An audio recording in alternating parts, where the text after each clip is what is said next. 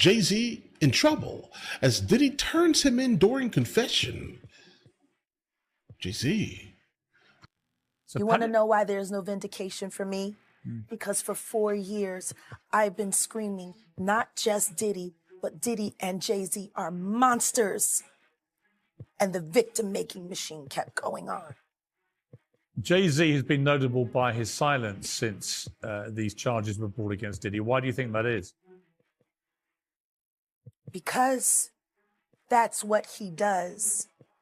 He starts little fires everywhere, forces everyone involved to go and carry water while he sneaks away without a response. That changes now, Sean. You must respond. You have no choice. Harvey Weinstein, Jeffrey Epstein, Robert Kelly, Sean Combs have one person in common, professionally and privately. Sean Carter. This has been a fist of tyranny that has been punching through. What are your thoughts after hearing the indictment yesterday? Good morning, Brian and Natalie. I got to tell you, my thoughts reading the 14-page indictment yesterday were that there are a lot of people in Hollywood who are probably worried about which Diddy parties they were at and what was going on. Girl, you won't believe what just went down in that courtroom. Jay-Z, the man who used to look up to Diddy, just turned around and spilled all the tea. We're talking secrets that could shake the entire music industry to its core. Diddy's face when Jay-Z started talking, it was like he'd seen a ghost. The streets are saying Diddy lost it right there in front of everyone. Now everyone's wondering, what dirt did Jay-Z have on Diddy that was so juicy he had to snitch? I would say this, it's kind of funny to me, man, is that Diddy used to hate Jay-Z. He hated Jay-Z enough when he was trying to get Ja Rule to go at Jay-Z.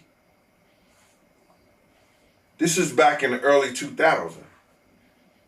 And one day, Asner, Kushner, Diddy, and myself went to a Nets game and we met Jay-Z. I've never been a Jay-Z fan, like some of his music, the whole 9 yards. But when we went over to the, I think that was Prudential Center in Newark, and him and Puff met up, it was strange to me. Because I remember what Puff was trying to do.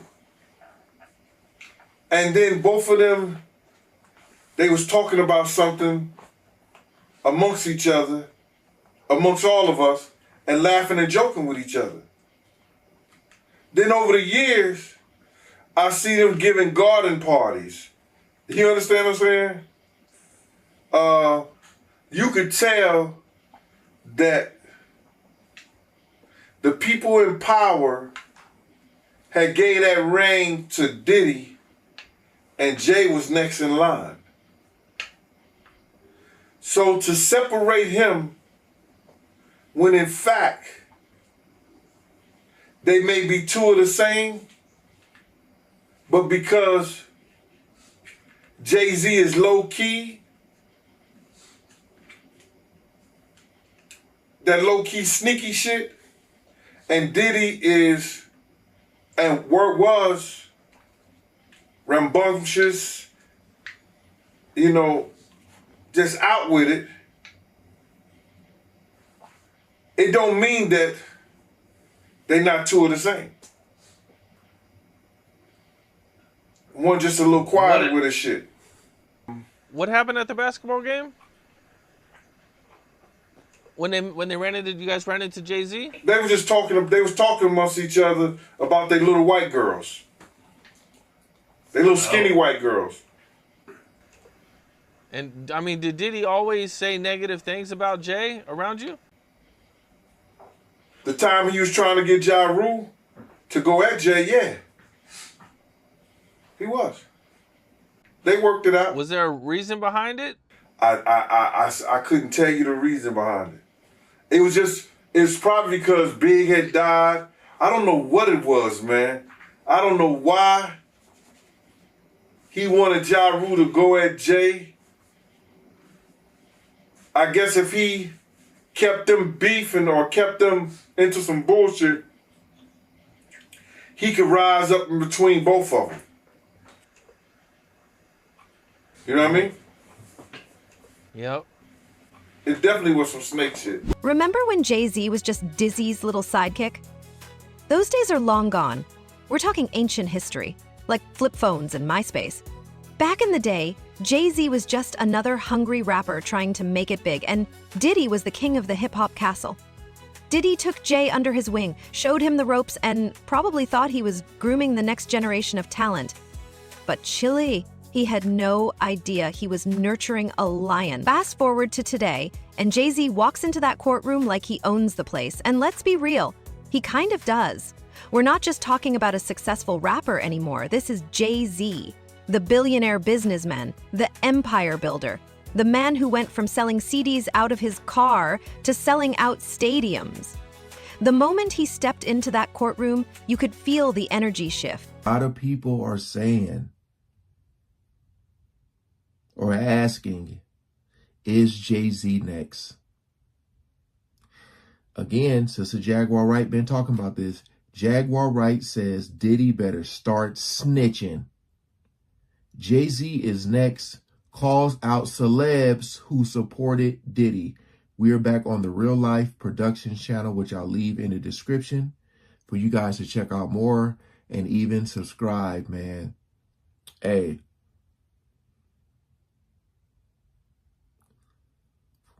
I think it's going to take a lot. It's going to take a lot to take Jay-Z down. Just because I think he's really in deep with the people above him. So I think like they really going to try to protect them as much as they can. But boy, this brother is connected to a lot. A lot. So we ain't going to waste no more time. Let's jump right into it.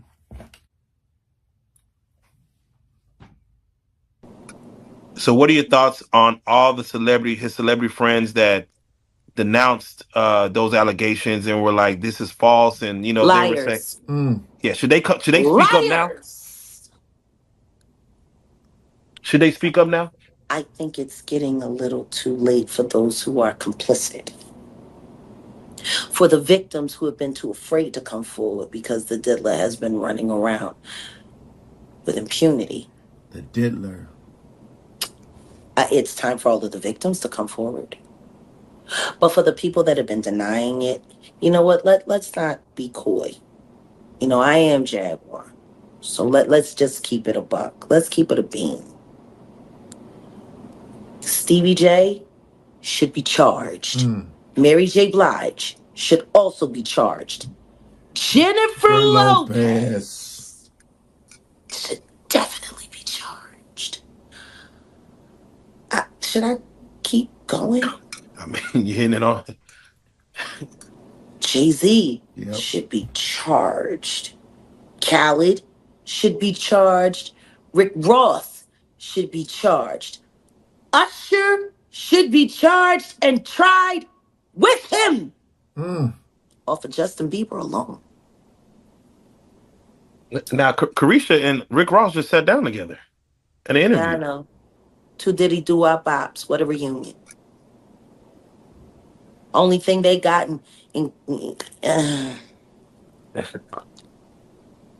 now, will Diddy start snitching? She threw it up. Yeah, he better.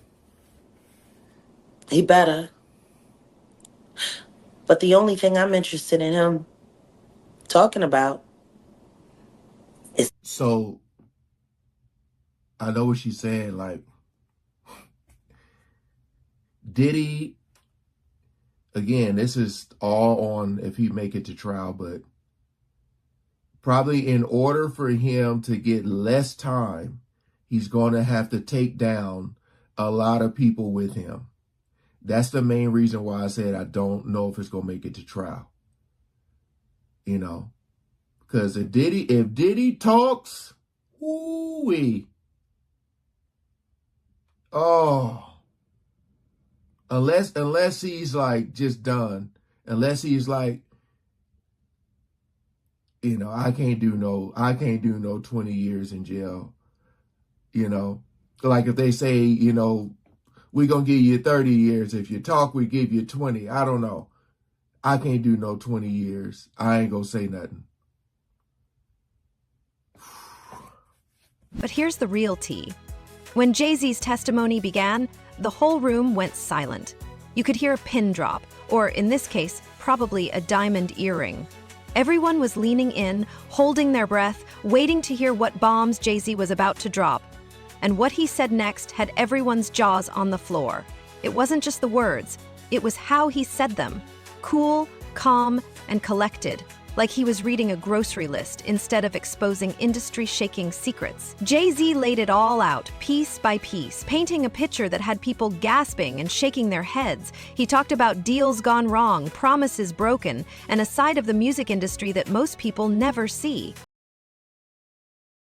You know, obviously they are friends, they're business associates and affiliates, and of course they're not going to say anything because I'm not saying they were part of it, but they were around it. So it doesn't matter how they want to say it. If they come out and apologize, there's going to be more questions. If they don't say nothing, there's going to be questions.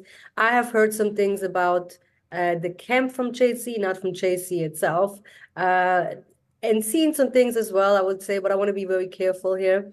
That show similar puffy behavior, okay? You said from the camp of, not directly him, but people in his team. Got it, just to clarify. People, exactly, and very famous people. So again, it's just things that you wouldn't think that they will ever be capable of doing, but then they are doing it. So, but I'm not saying he did or did not. Jay-Z itself cannot say that. But have you spoken to people since this has now broke even bigger and more? Are people feeling more confident? Have you heard from specific people that you believe have gone through the ringer on this? Yeah, I mean, I have spoken to some people, and a lot of them are very broken, especially people that been in this industry for a very long time, that just have been silenced and been afraid of, what if I'm out of this circle? What am I going to do with my life, right? But they have actually recognized the abuse and seen, okay, that's not normal. Because a lot of people, they just felt like, well, it's just a part of this business and it's normal and it shouldn't be normalized. So I think it's good that all these things are coming out and people can actually heal and free themselves. If they come out and do a lawsuit or not, that's up to them. But sometimes it's just a healing for themselves, you know? Girl, you should have seen his face. It was like watching someone realize they're on a sinking ship and their life jacket just sprung a leak. With every word Jay-Z spoke, you could see Diddy's empire crumbling. Girl, if you thought that was juicy, wait until you hear what came next. Jay-Z opened his mouth, and suddenly it was like he had the key to Pandora's box of hip-hop secrets. What he revealed next wasn't just tea. It was a flood. The courtroom was so quiet, you could hear a pin drop. Everyone was on the edge of their seats waiting to see what bombshells Jay-Z was about to drop. And he did not disappoint. Jay started talking about alleged shady business practices that had been going on for years. We're talking backdoor deals, creative accounting, and contracts that were more one-sided than a bad weave. Jay-Z laid it all out, cool as ice, like he was reading a grocery list instead of exposing industry-shaking secrets. He even talked about how Diddy allegedly manipulated streaming numbers to boost his artists' rankings. Girl, can you imagine? All those times we thought a song was hot, it might have just been smoke and mirrors. I just want to say, I know a lot of people want to hear these stories and everything like that, because this is stuff that happened back in the day. And then maybe that if they knew there was going to ever be a YouTube, or they knew there was going to ever be social media, a lot of the stuff probably wouldn't have got played out like it did. But things happen, and these are just stories from the past. I would like to use that as, what you call that, just to clear the facts up what's going on. But it all started, we was in Atlanta. And this story starts when I'm with Puff, and he's in exotic bookstores and he's doing shopping. right? He's shopping, getting his stuff and everything like that. So, you know, this is the first time I was ever in an exotic bookstore with Puff. So, you know, I'm giving him his space. He's taking things off the shelves and stuff like that because they gave him a brown paper bag. When they gave him a brown paper bag, he was just putting stuff in there. So I said, damn, you know, he got to go put it on the counter and, you know, show everybody what he's getting. So as he's going, I'm just looking at the places where he's picking stuff from. So there's one part he picked up some things from up here on my left side. And then he picked like quite a few of them down. I was like, okay. He put them in the bag. So when I went by there and I looked up there and it said butt plugs. And I was like, hey, yo. I was messing with him. Because people don't understand, you know, we was like friends. He was a part of the same gang. So I'm still going to tease him. I'm still going to mess with him and everything like that. I could do that. It wasn't just no security thing. So I say, yo, what are you getting this for? And it said butt plugs. And he was like, yo, can I do my shopping by myself? I said, yeah, you could do it by yourself, brother. And he started walking and everything like that. So when he got I just waited at the counter. So when he got to the counter, he didn't even have to show the guy nothing. He just gave the guy a wad of money. I mean, like he gave the guy a stack something like this. And Puff wasn't the dude that carried no 20s and no 50s or nothing like that. And I mean, like, he just said, boom. And we walked out the store. So we had to leave Atlanta and go to North Carolina for a show. You understand? And it was him, this rapper, Sarah, and this other girl. We all got on a G5 jet, and we flew to G4 jet, and we flew to North Carolina. So later on that, I think that afternoon, same day, this rapper and him, they all in the room together. You know, it's Sarah, the girl, Puff, and this dude, this rapper. So I'm hearing at the door and stuff like that, like, yeah, so then next thing you know, somebody rang the doorbell. We had the presidential suite where we was at. So I opened the door and the dude said, yo, I'm here for my cousin. I said, who your cousin? And he said, Ja Rule. I said, well, he busy right now. He said, he busy doing what? I said, he with Puff. They're in the room, they busy, they don't want to be bothered. He said, well, I'm going in there. I said, bruh, you ain't going in there because he told me they don't want nobody to be bothering them. And he was like, yo, I don't care, man. I'm going in there. That bullshit like that. I said, yo, bruh, Jesus Christ had to come down here and take the air out of my body before you get in that room right there. Watch. He tried to bum rush me. I grabbed his and threw him against the piano. When I threw him into the piano, Puff and Ja Rule runs out the room. Puff got his towel, Ja grabbing his towel, but they butt the naked. And so then Ja was like, yo, what's going on? Yo, Gene, that's my cousin. He know me well. You know, and Puff was like, yo, Gene, what happened? I said, he tried to get in the room. I told him he couldn't get in the room. And he was like, Puff looked at Ja. He said, yo, Ja said, you ain't want to go in that room because there's a lot of freaking going on. So I was like, oh, he said it was a lot of freaking going on. So that was basically that story, man. You know what I'm saying? They went back in the room. Dude felt a certain kind of way, and he left out. So I seen them at the concert the next day, and they tried to, you know, form up against me. But my man Frank was like, I told my man Frank, I was like, yo, Frank, put yourself in that position. Somebody trying to get in the room, and Ja told you don't let nobody get in the room. What would you do? Now, y'all can do whatever y'all want to do, man, but you know I ain't taking no losses. He said, yo, you good, and that was it. Bro, when Ja said, you don't want to come up in there, a lot of freaky stuff is going on. You got to use your mind. What they was doing with those butt plugs. Right.